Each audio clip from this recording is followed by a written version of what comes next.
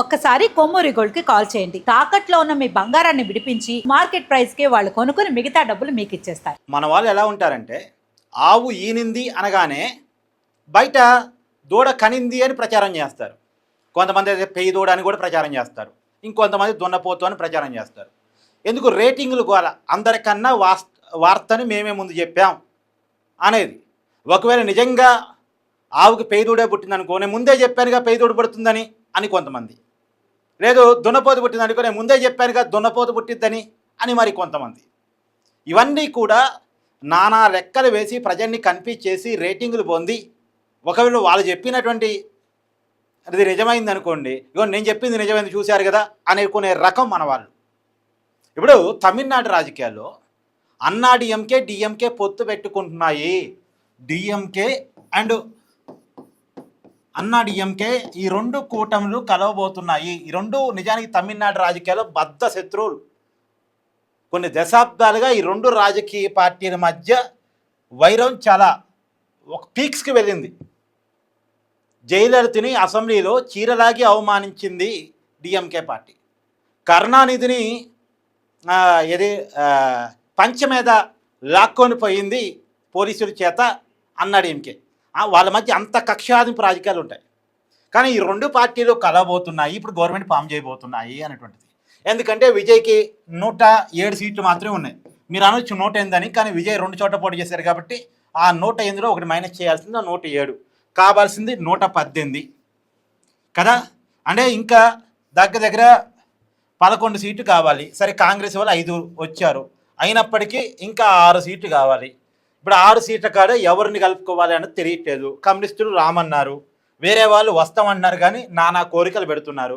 మాకు deputy CM పదవిస్తావా, మంత్రి పదవిస్తావా, నానా రకాలుగా పెడుతున్నారు. అయితే నిన్న జరిగిన తమిళనాడు రాజకీయాలు ఏంటి అంటే, గవర్నర్గా విజయ్ భాయ్ గవర్నర్ రిక్వెస్ట్ చేశారు తమిళనాడు గవర్నర్ని, నేను ప్రమాణ స్వీకారం చేసుకొని 2 వారాల్లో బలపరీక్ష చేసుకుంటానంటే నో అని చెప్పేశారు. నో చెప్పేశారు. ముందు మీ బలపరీక్ష చూపించేసుకోండి, అంటే మీరు 118 మంది ఎమ్మెల్యేల మద్దతుని చూపించండి, తర్వాత ప్రమాణ స్వీకారం చేపిస్తాను గవర్నర్ చెప్పేశారు. కాబట్టి ఇప్పుడు ఆ 118 మందికి ఎదుర్కొనే పనిలో ఉన్నారు. నాకు తెలిసి ఇప్పుడు సుప్రీంకోర్టుకి వెళ్తున్నాడు విజయ్. ఏది నేను పెద్ద పార్టీ, నన్ను ప్రమాణ స్వీకారం చేపించట్లేదు, ప్రభుత్వాన్ని ఏర్పాటు చేయడానికి సహకరించట్లేదు గవర్నరు, నేను ప్రమాణ స్వీకారం చేశాక నా బల నిరూపణ చేసుకుంటాను అనే దాన్ని పెట్టుకొని సుప్రీంకోర్టుకి వెళ్తున్నాడు గవర్నర్ని ఆదేశించమని. మరి కోర్టు ఏం ఆదేశిస్తుంది అని చూడాలి. అయితే ఆలోపే డిఎంకే అన్నాడీఎంకే కలవబోతున్నాయని. నిజానికి ఈ రెండు కూటములు కలిస్తే, ఇప్పుడు డిఎంకే కూటమిలో కమ్యూనిస్టులు 9 ఉన్నారు, డిఎంకేకి 59 వచ్చినాయి. తర్వాత కమ్యూనిస్టులు 9 ఉన్నారు, తర్వాత వీసీకే పార్టీ 2 ఉంది, తర్వాత ముస్లిం లీగ్ పార్టీ 1 స్థానం వచ్చింది, డిఎండికే పార్టీ ఇంకొక స్థానం వచ్చింది, ఇంకొక పార్టీ కూడా ఏదో చిన్న పార్టీ ఒకటి ఉంది. సో మొత్తానికి వీళ్ళ కూటమిలో తర్వాత అన్నాడీఎంకే పార్టీకి 47 వచ్చాయి. 47 ప్లస్ రామ్దాస్ పార్టీ అని ఇంకొక పిఎంకే పార్టీ, వాళ్ళకు 4 స్థానాలు ఉన్నాయి.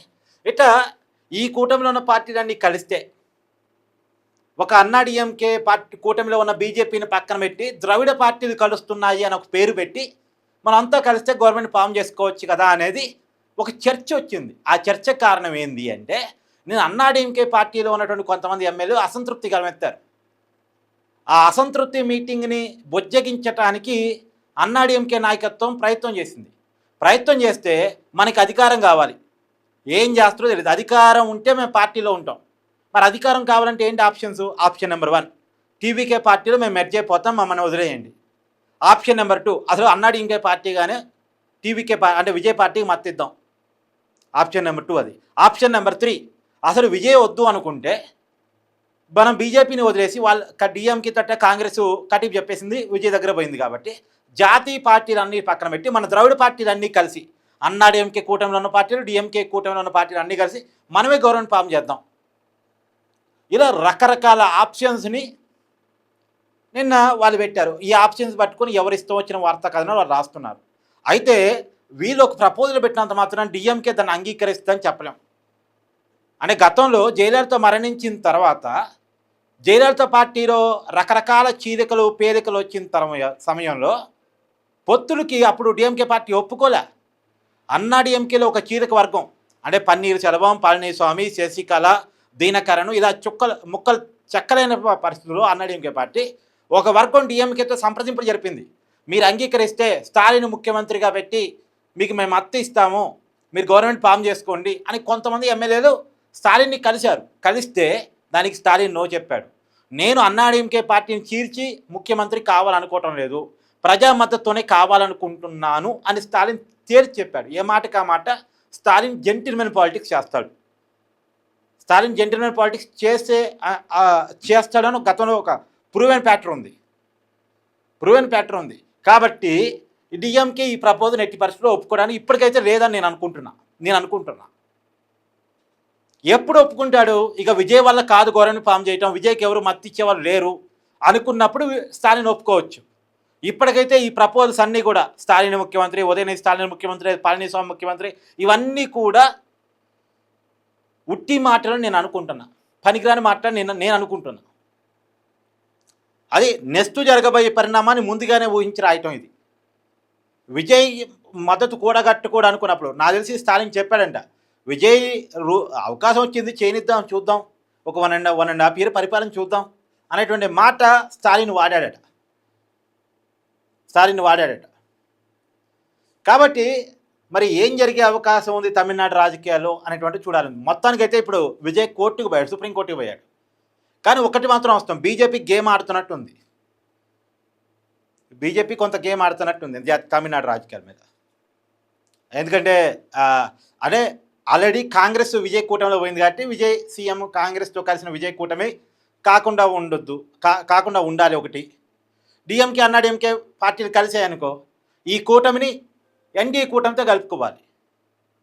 ఎన్డీఏ కూటమితో కలుపుకుంటే డిఎంకేకున్న 22 ఎంపీలు ఎన్డీఏ కూటమితో యాడైపోతారు. ఎట్టాకు కాంగ్రెస్కి డిఎంకేకి చెడిపోయింది కాబట్టి ఏదో ప్రయత్నాలు ఇలా జరుగుతున్నాయి.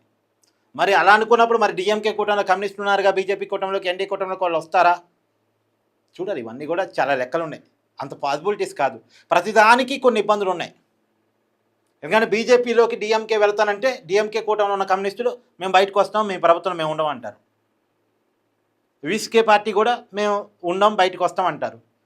సో మరి అప్పుడు ఏం జరిగింది ఏంటి అనేటువంటిది చూడాలి. కానీ ఇది ఇప్పటికిప్పుడు పాసిబుల్ అయ్యేటువంటి ఫ్యాక్టర్ కాదు. మేబీ విజయ్కే అన్నాడీఎంకేలో ఉన్నటువంటి ఎవరైనా చిరుకు వర్గం మద్దతు ఇచ్చే అవకాశం ఉండొచ్చేమో చూడాలి. ఇప్పుడు రామదాస్ పార్టీ రెడీగానే ఉందంటున్నారు. 4 ఎమ్మెల్యేలు ఉన్నారు ఆ పార్టీకి, అన్నాడీఎంకే కూటమిలో ఉంది. వాళ్ళు 4 రెడీగానే ఉన్నారంటున్నారు. కాదు వాళ్ళు ఏదో డిప్యూటీ సీఎం ఏదో అడుగుతున్నారు. వాళ్ళకు ఉంది 4 ఎమ్మెల్యేలు, కానీ వాళ్ళు మాకు డిప్యూటీ సీఎం కావాలి, అది కావాలి, ఇది కావాలని ఏదో అడుగుతున్నారట. మరి ఇవన్నీ వీళ్ళ గొంతెమ్మ ఇప్పుడు సంకీర్ణ ప్రభుత్వం వస్తే ఇదేనండి, గొంతెమ్మ కోరికలు చాలా ఉంటాయి. వాటన్నిటిని తీర్చగలగాలి. తీర్స్తేనే ఇప్పుడే కాదు, ప్రభుత్వం ఏర్పాటు చేయడమే కాదు, రాబోయే కాలంలో ప్రభుత్వాన్ని రన్ చేయించుకోవడానికి కూడా ఎవరు ఎప్పుడు బ్లాక్మెయిల్ చేస్తుంటారో తెలియదు. మరి చూడాలి ఏం జరిగిపోతుంది.